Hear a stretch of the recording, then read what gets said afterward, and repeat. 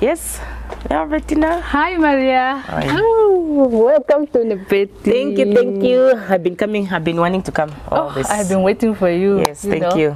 So this is your place. Yes. Looks really beautiful. Thank you. Yeah, so tell me, what is happening here? This beautiful bag. Yeah. These are cooking bag. Wow. So we call them Nami bag. Okay. It's a Namibian product. Wow. So we are the first to make them. And they are cooking. Wow. So you just bring your pot to the boil. Yeah. After the pot boil, Yeah. you remove it from the stove. Yes. You put it inside the bag, and then you leave it for some times. Okay. And after some times, then you come back. Yeah. The food is ready. So what type of food can I cook? You can cook meat. You can cook macaroni, rice, stew. So if I want to save a bit of power, I will just boil the pot. Yes. Certain level, and then I can continue in the bag. Yes. It's saving you power. It's saving your time because you don't have. There's not that time of movement. Yes. Go and see. Yes. It is so nice. Wow. It's super nice because Wow. it saves you. You can do other work Yeah. while it is cooking. I have to buy one to try it. Yes. Because it's amazing. I can't believe something like this exists. So because you can also travel with it. Yeah. If you let me say you don't want to buy the patkos, you call it patkos. Right. You will prepare your food. Right. After preparing it, you put the bag in the car, you drive. I'm now thinking about the bus drivers, but okay, let's move on. Okay, wow, this is really nice. Yeah. Please show me what do you have in here. So this is just the flour. Yeah. You put it on top, top of it's really nice material. It's very nice, it's very affordable. This is just 200. Where is this material coming from? This is definitely... This material is from good Germany. Quality. Wow, I can imagine. Not here. This is good quality, I can see. Yeah. And of course, how much is that? That's really nice. That one is 250. Wow, it's really affordable. Yes. Okay, and of course, I know you also do cosmetics. Yeah, we are also producing hair product. Yes. Here. So this is my range. Yes. So you can see it's from the hair oil, the hair food, 2-in-1 conditioning shampoo. I actually use your product. Yes, I know. I love them. I love them. They grow. I came to get you so we can go sit down and talk more about your business. Okay. I mean, I've seen your journey so far, so I'm just happy to be here. Thank you. Yeah, and I'm buying this, and I'm also taking this. And you know already that I have the rest, so we're gonna talk about it just now. Thank you so much. Yeah. Welcome, where we talk everything Africa, everything Namibia, and everything trade, and of course development. My name is Maria Emmanuel, and I'll be the host for this podcast. Long overdue. A lot of people have been telling me that please start something where we can benefit more from the information that you give us. So here I am, guys. I made the decision to go out there, to bring myself out here so that we can bring you good information around trade, economy, development, but more importantly, focusing on the micro, on the small, on the medium enterprises known as the SME. So we're going to be unpacking the SMEs, the products that they'll be doing, their journey, as well as just, talking about trade, international trade, domestic market, foreign market. So welcome. On our very first episode, I have a special guest. The Albertina. It's so good to have you here. Thank you so much. And every time we meet, we engage, and I know we get into the different things as we go. So it's a very much of a pleasure to have you here and have you as my first guest. So please, welcome. Thank you so much. I'm happy to be here. Why we are here to bring out these amazing stories of manufacturing, of innovation, and things that we are doing that we want to market, not only in Namibia, but in the whole Africa, in the whole world. The first time I met you because you were doing these products. And tell us more, just a journey about how you actually started, how you got into the cosmetics, and what product you are actually making. All right. So I started this product like 2020 of 2020. COVID. Just 2021, yes. I started it just because I didn't have anything to do, and then I have been a hairdresser actually. Okay. Wow. And I know exactly the type of hair women have. Right. And I have been wanting already to see what can I do for the women that will make them smile. Yeah. So I then went to do research. I did a lot of research, and then I come up then with this hair product. Yeah. Wow. And then I went for a training. Yes. With one doctor from South Africa on Formulation. Yeah, on how formulation. To make that. Yeah. Yes. Yeah. And then I started with the hair oil. Okay. After the hair oil, then people are asking more, the client. Yes. So you don't do hair food. So yes. Also one hair food. Right. And then I come up with the hair food. And then now that the hair food is there, they're asking me, you don't have a sample. Right. So because they want a complete set. You want the whole range. Yes. Yes. And what product is it? What ingredients are you using? I'm using the guava leaf powder. Right. The guava leaf powder. The guava that we consume. We drink juice and we eat the guavas. So it's something that is healthy. Something that will not give you any problem. I didn't know that you can make cosmetics from guava. I only knew the guava juice, the Rietfontein one. And then, of course, the guava fruit. Yeah. And this is my first time actually when I met you. And I must say, I met you the time I cut my hair. And I just immediately trusted your product. And I've been using this product, the hair food and the oil, and it did tremendous, as you can obviously see my hair. Yes. It did tremendous work on my hair.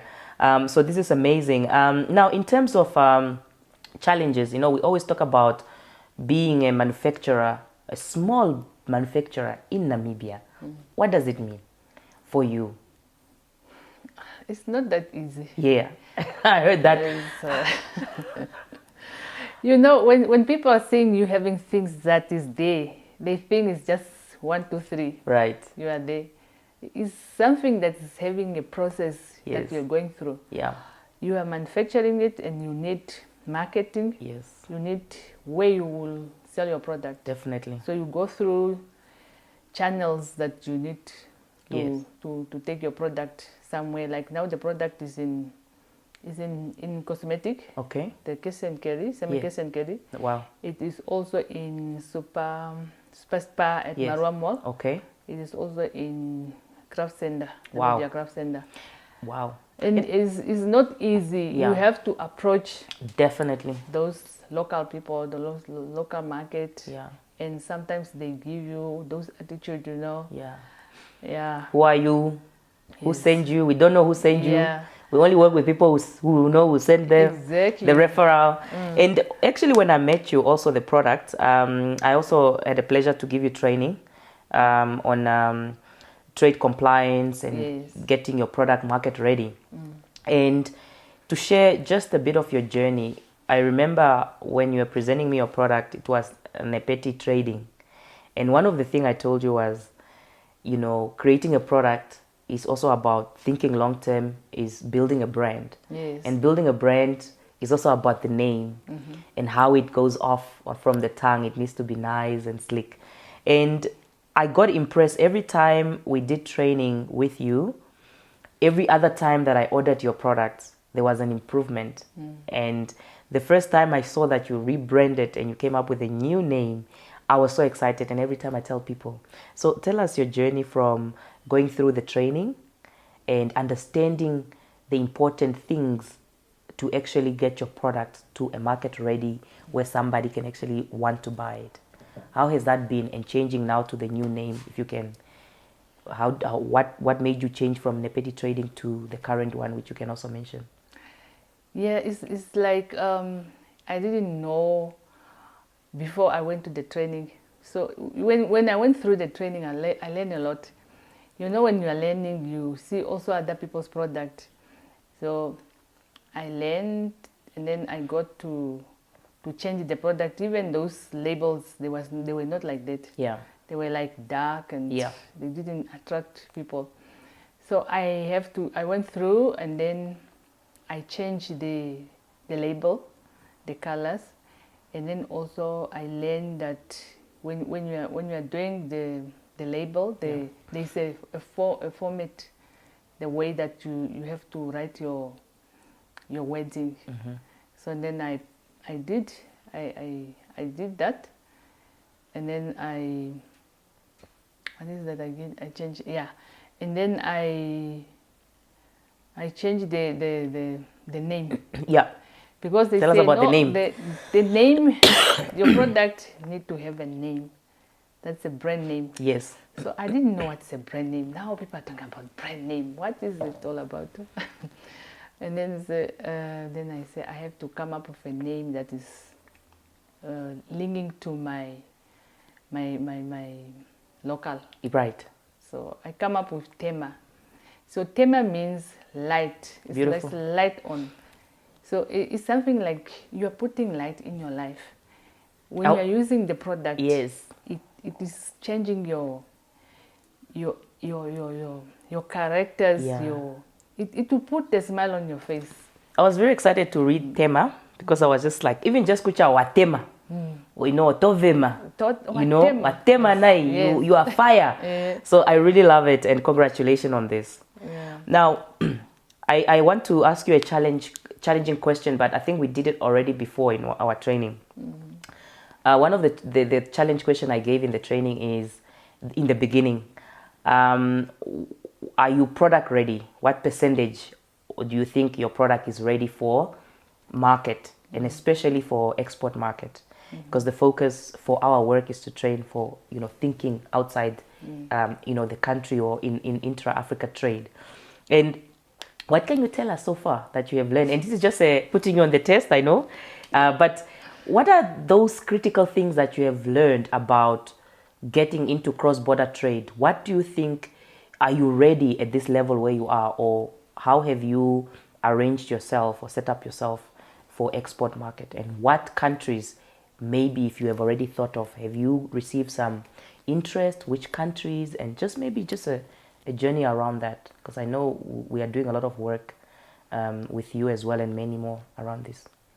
Yeah, as a company, the product, I have one product that is ready for the market. Okay. So that one is tested and it's ready to go. Okay. So the rest of the product is still need to go through testing. Right. So which is a lot of money. So the challenge for your product to get export ready is mostly the standard. Yeah. So the testing. Can you just give us more? What do you need exactly? Maybe somebody out there is watching, and these are also some of the things when we talk about the cost of standards, the cost of testing, and you are not able to an MSME. Yeah, because the product need to be tested self-life. Yes. And it has to be tested for you to go outside the country. You have to have compliance, those certifications. Yes.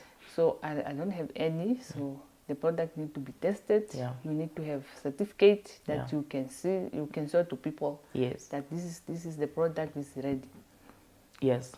Okay, so now you have one, which we can actually confident. Which one is it? It's the hair oil. So the hair oil, we can confidently say, please, it's ready. Yeah. For export markets. Yes. So yeah, you have it, guys. Anybody out there who's curious, interested in guava hair oil from Namibia, from Africa, is right here and is ready. And when we talk about ready, it's one thing to have a product ready. It's another for somebody in Germany, in Angola, in Ghana, wherever, to say, can I please have 2,000 bottles per month? How would you respond if somebody requests for a quantity of 2,000, let's say, per month? Are you able to supply? Yeah, I can just tell them that they can give me a certain time of period. Okay. And then I will prepare the product. Yeah. Because the product is not like ready already there. On the floor. So, on the floor. So we have to go through the process. Yes. So we have to prepare everything, and then when it's ready, then we can tell the client that the product is ready. Then we move. But we are ready to produce. Definitely. Now, when you produce, you also link it to raw material. Yes. So tell us more about, are you growing your own guava trees? So I'm growing my guava tree at home, but I still have to go Definitely. out of my way to get from Other people. to support other people. Yeah. Because my own trees will not be enough. Definitely. Like for now, like the product is in the spa. Yeah. So I get a lot of orders from spa because now people are buying. Yes. Especially the powder. People are buying the guava powder. Yes. And I need to have more powders and then Yes. for me to have enough for me to produce and for selling the powder. And I think this is the beauty of business. When you talk about small businesses create employment, is that you are making the product. If you have a 2,000 order per month, which is consistent, you will be able to employ more people to do the different things. Exactly. Number two, you'll be able to increase sourcing from different people. So even me, I'm now tempted, maybe I must go put up some guava trees. So I'm actually seeing that if we can get this product a success in the market, it can create its own supply chain, sub value chain, which is from the producer, to everybody who's involved. And I think this is just to emphasize the power of small businesses for any economy.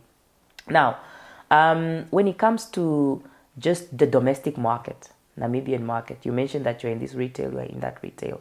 And I think also as an MSME, and I bet, are you the accountant, the marketer, the producer? How many employees are you having, and what are the challenges around that, and how can you increase your operations?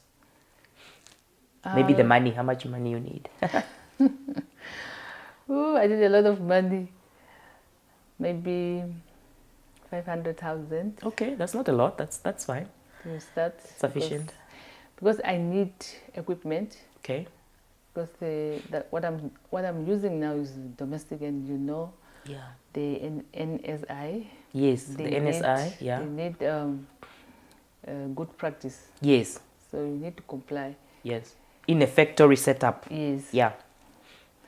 So I can say I'm a managing director. Okay. Wow. And, hey, good girl. I have people that I work with, because as a manufacturer, the guava has a process. There's someone who's collecting the leaf from the tree. Right. And then this person will wash them. Yeah. After washing them, you dry them. Yeah. And we don't dry them like in the sun. Yeah. And then after dry, then you pound them. So like now I'm using the oshini. Oshini. Totwekelelanga. Wow. Yes. Upaudayo watai. Yeah.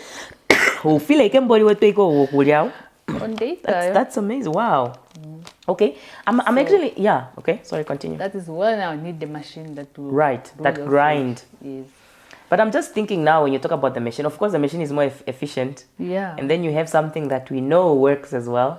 So I love your innovation that you're able to actually use something existing that we use for mahangu pounding, and then now you're doing it while you transition into. Yeah. But of course I can just imagine Olibai wapumgangengene. You need all these orders. Yes. You'll be having 20 people pounding. Okay. And that's how we create job. Yeah, definitely. That's how we create job. The more order you get, the more people you will need to come in production. If there's one person in Namibia that you wish can get your product and use it and just say that I use this product, who would you choose? You are using it already. So it's me. And I thought you're gonna choose like maybe First Lady, Which a First Lady, please use the product. She has beautiful hair, long hair. Especially First Lady will love it. We'll have to get it to her. Yes. We'll just send the package to the office there, and then we say, First Lady, be our influencer. She will love it. Okay. Because I know her. She has a beautiful hair. Yes. She will love it. She does have beautiful hair. Yeah. So what are your dreams for your company, your business? What do you wish to see and be? Oh, my dream is just to have my product across the border. Okay. Because I'm targeting Zambia. Okay, Yeah. that's a good market. Zambia is having a lot of people. The population is bigger than ours. Definitely, yeah. And those people, they love natural product. Have you been to Zambia? Yes. Okay, so you did already your explorer. You're already exploring for your market. Yeah, I have been there, but not with the hair product. Okay. I have been there with the lela, the clothing. So they also like right. the lela. Okay, so I think the good news is that we are seeing more collaboration or more effort from the government through the Ministry of Trade with Zambia. I think the minister already went to Zambia twice, and I just read that there might be a delegation to Zambia in July. So I think those are also some of the important things. Of course, they are inviting the business sectors. I know the challenge sometimes is also a ticket accommodation to be with a delegation. But the good news is that we are really seeing a focus on Zambia partnership so we can unlock those opportunities.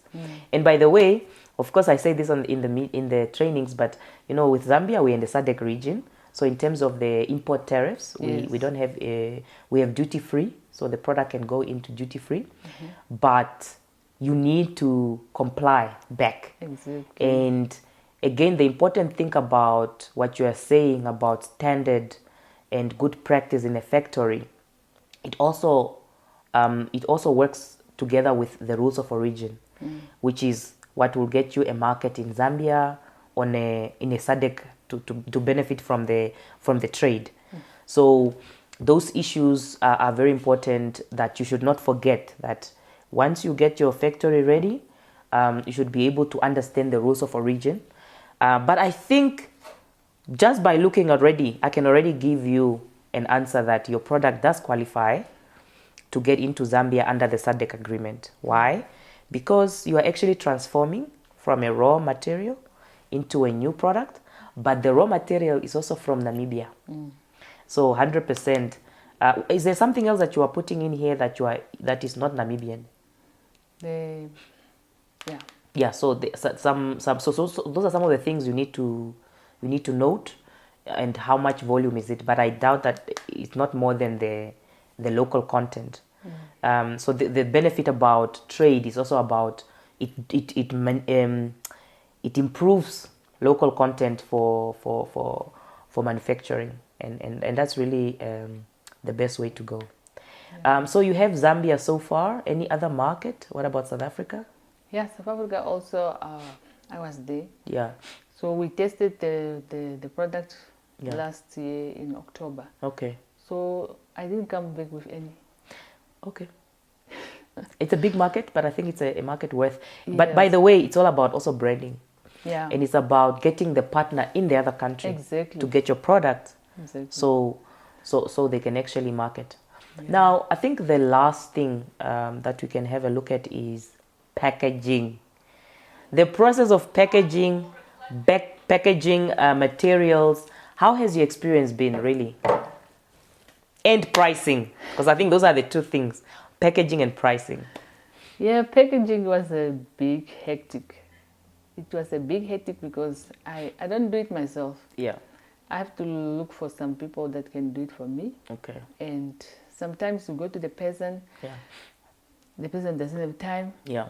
So you need your product ready. Yeah. But when you go to the person, it's like you are begging the person. Right. So I don't like begging people. Yep.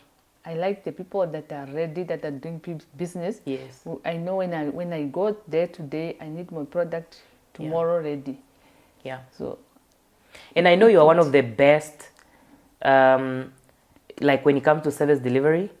And I think what you're saying is very important, because I think Namibia, we have a culture of, like, when you're a business owner, it's like we must beg you to support your business.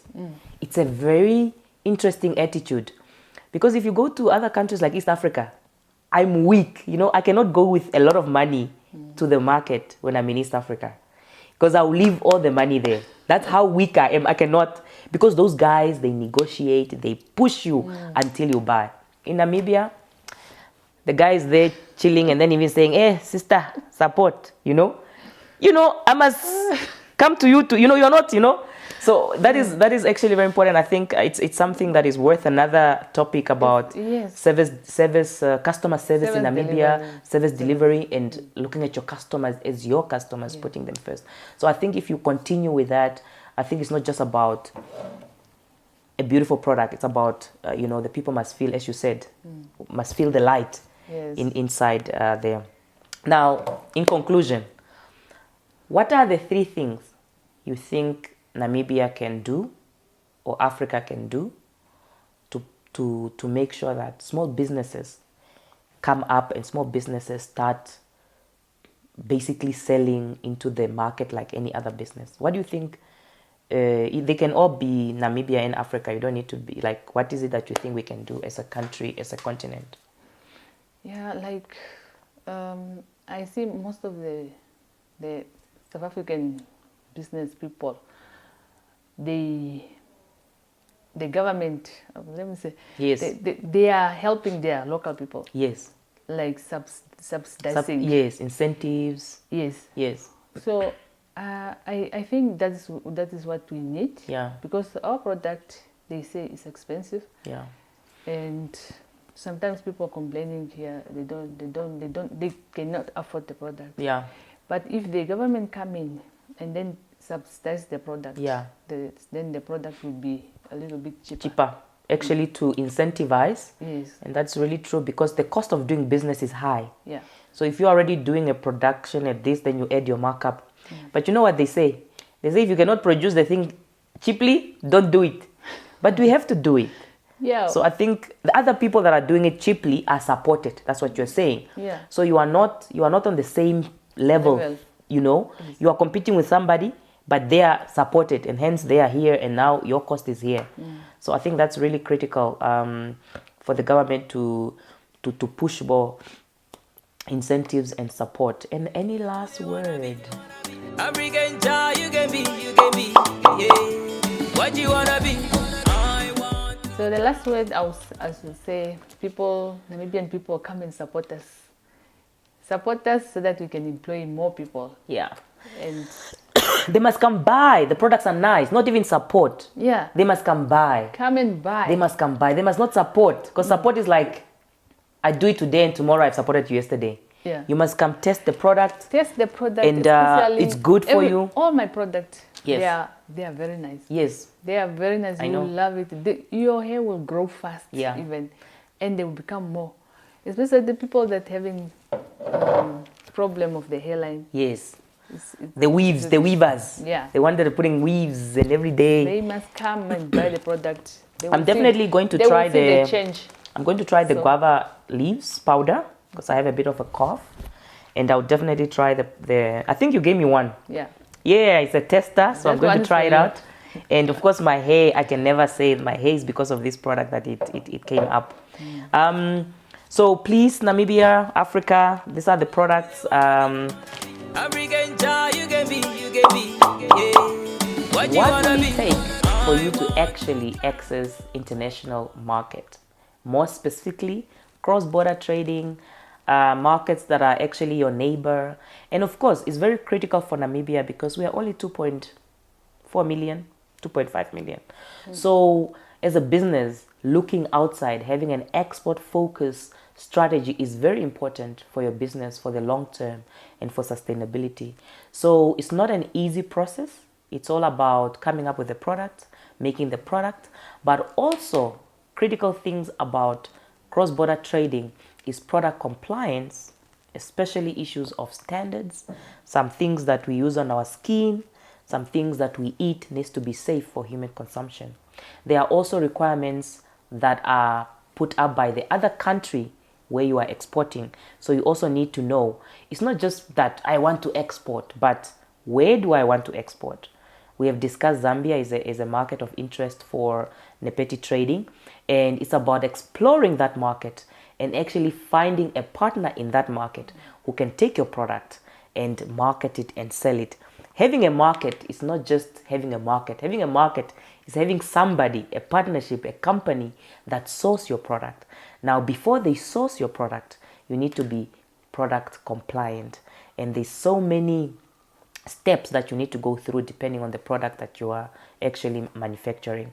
So we hope that as we go along, this podcast can help you understand how do you actually get to an export level, and of course understanding trade agreements, because trade agreements are signed by the government so that they can give us preference. And when we talk about preference, it's all about the duties that we are charged at the border. So when we talk about the SADC free trade agreement, it means that products like this might be zero duty as opposed to exporting this product to a country which you do not have a free trade agreement with, and they might charge you 40%. So if I'm going to Zambia where there's a zero duty, and you are going to Malaysia where there's actually 40% duty, between you and I have a better market than you. So that is the logic of actually cross-border trading under international trade agreement. And that's really the crack of the matter that we want to be unpacking and giving you more tips as an SME, as a manufacturer, as somebody who has a service that wants to be exported. International trade is not also just about export, guys. I always say this. It's also about importing. Maybe you need this packaging is not made in Namibia. You need it as part of your product. You need to import it. You need certain ingredients. You need to import it as part of your manufacturing. And that's why international trade is all about import and export. No, export and import. What's happening on the African